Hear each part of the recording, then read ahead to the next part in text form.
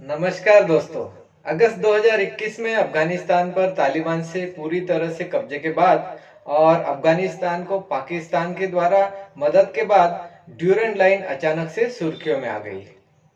वरना यह line MPSC और यूपीएससी की पढ़ाई तक ही सीमित थी। आइए इस वीडियो में जानने की कोशिश करते हैं कि कहां पर है यह ड्यूरेंट लाइन, क्या है इसका पूरा इतिहास, आज कौन कौन से देश इससे प्रभावित है, इस लाइन का क्या विवाद है और इस विवाद पर क्या समाधान है। साथ ही जानते हैं इसके लीगैलिटी, पॉलिटिक्स और फ्यूचर के बारे में।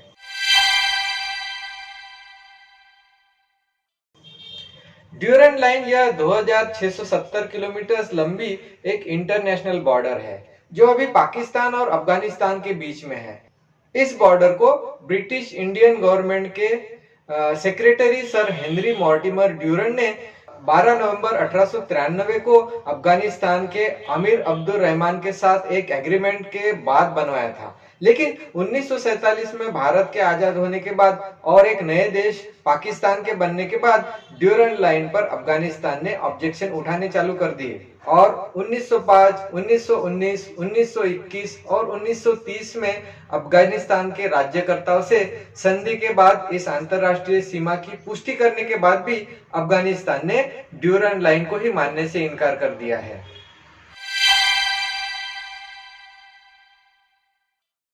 1939 में हुए पहले एंग्लो अफगान वार में ब्रिटिश की हार हुई थी।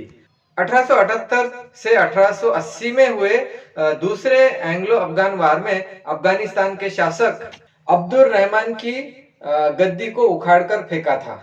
तब सन 1880 के आखिरी में भारत और पाकिस्तान के बीच में एक क्लियर डिफाइंड बॉर्डर होनी चाहिए, इसकी मांग अफगानिस्तान के अमीर अब्दुल रहमान ने की थी। रशिया के सेंट्रल एशिया के बढ़ते प्रभाव के कारण भारत पर आक्रमण से बचने के लिए और खुद के साम्राज्य को सुरक्षित रखने के लिए तथा अफगानिस्तान के अमीर के प्रभाव को कम करने के लिए अफगानिस्तान को एक बफर जोन बनाकर बचाव की दीवार खड़ी करने के लिए ड्यूरेंट लाइन का निर्माण अंग्रेजों ने 1893 में किया था। इसका agreement sir Henry Mortimer Durand और तब के अफगानिस्तान के अमीर अब्दुल रहमान खान के बीच हुआ था, इसलिए इस अंतरराष्ट्रीय सीमा को ड्यूरेंट लाइन भी कहा जाता है। अंग्रेजों ने बड़ी सोच समझकर इस लाइन का निर्माण किया था।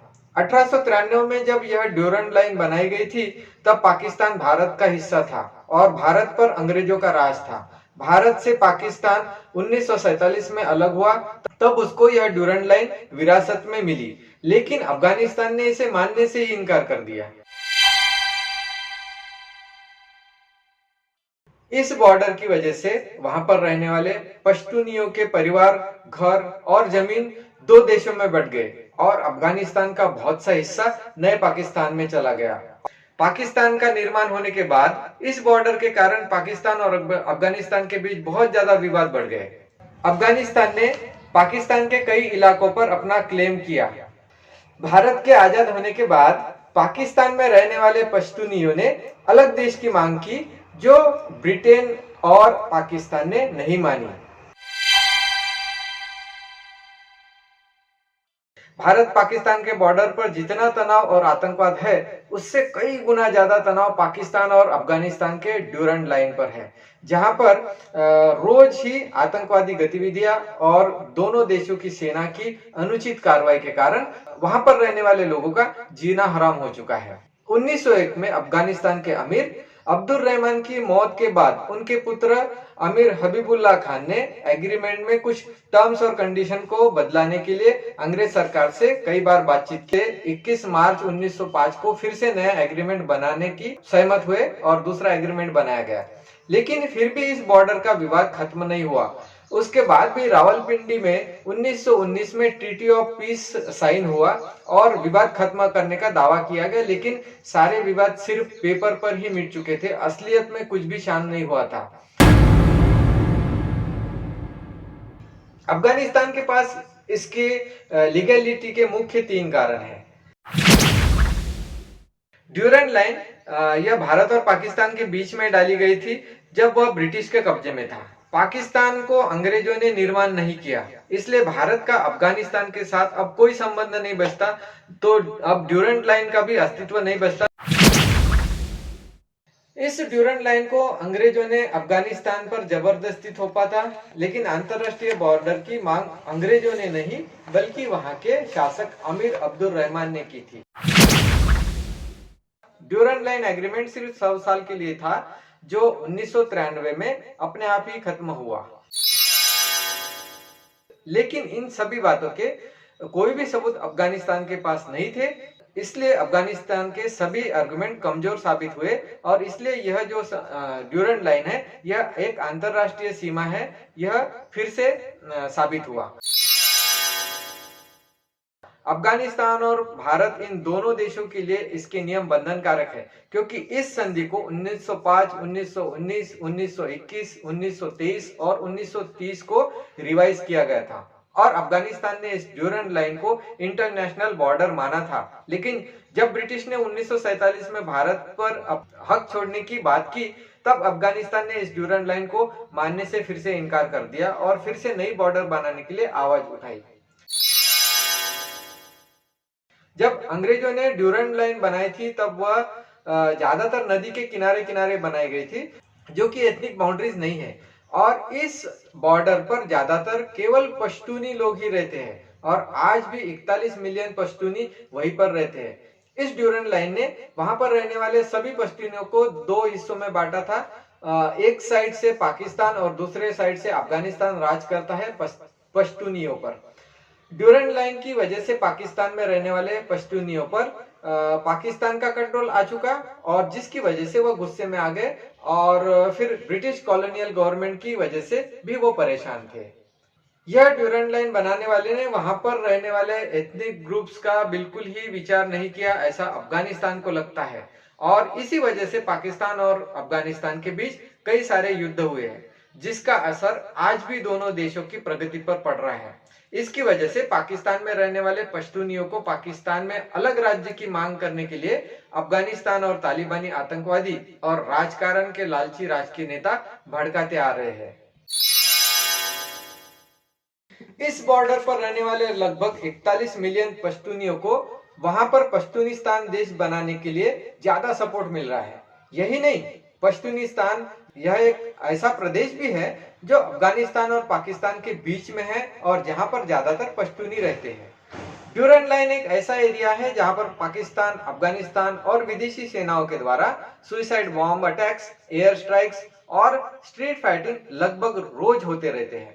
ईरान और एशिया के बॉर्डर पर रहने वाले एक ही मजहब के लोगों का बंटवारा हुआ था, लेकिन उनको वापस करने की बात अफगानिस्तान बिल्कुल नहीं करता। ऐसे कई देश हैं जिनका बंटवारा होने के बाद एक ही स्टेट के सांस्कृतिक, धार्मिक और भाषिक लोग का बंटवारा हुआ है, लेकिन सभी ने इंटरनेशनल बॉर्डर के अस्तित्व को माना है और खुद को उस देश का हिस्सा माना है। पाकिस्तान ने तो इस बॉर्डर को इंटरनेशनल बॉर्डर माना है और पाकिस्तान ने पूरी बॉर्डर पर कांटों की तार लगाना चालू किया है ताकि अफगानिस्तान से पूरा विवाद खत्म हो जाए। जब से यह ड्यूरेंट लाइन बनी तब से पाकिस्तान को भारी आर्थिक नुकसान सहना पड़ रहा है, बहुत विवादों का सामना करना पड़ रहा है। आतंकवादियों से निपटने के लिए पाकिस्तान की ताकत और पैसा पूरा वेस्ट हो रहा है। इसलिए ड्यूरेंट लाइन के विवाद को लेकर पाकिस्तान किसी भी तरह से तालिबान को विश्वास में लेना चाहता था। इसलिए 15 अगस्त 2021 को जब तालिबान ने पूरा कब्जा किया था अफगानिस्तान पर, तो पाकिस्तान बड़ा खुश हुआ था। तालिबान से पुराने संबंध मजबूत करने का उसे मौका मिला है, उसका वह फायदा उठाना चाहता है। जब पंजशीर में तालिबान को बार बार हार का सामना करना पड़ा, तब पाकिस्तान की सेना ने तालिबान के भेष में तालिबान की मदद की और पंजशीर को जितवाया। यह मदद पाकिस्तान ने इसलिए की ताकि उनके द्वारा ड्यूरेंट लाइन का विवाद पूरी तरह से खत्म हो जाए। पाकिस्तान कुछ हद तक कामयाब भी हुआ, लेकिन पूरी तरह से नहीं। तालिबान ने इस मुद्दे पर भोंकना तो बंद कर दिया है, लेकिन वह वेट एंड वॉच कर रहा है। हो सकता है कि तालिबान की सरकार बनने के बाद वह अपना असली चेहरा फिर से पाकिस्तान को दिखाए, क्योंकि वहां पर बन रही सरकार में ब्लैक लिस्टेड और मोस्ट वांटेड आतंकवादियों का भी समावेश है, तो पाकिस्तान से पश्तूनिस्तान की मांग जरूर करेगा और इस वक्त चीन भी उसके साथ है। ऐसे में फिर पाकिस्तान के पास कोई चारा नहीं बचता। वैसे भी पाकिस्तान दूध का धुला हुआ नहीं है। भारत के साथ आतंकवाद का खेल खेलने वाले पाकिस्तान को आतंकवाद के दुष्परिणाम का अब एहसास होने लगेगा।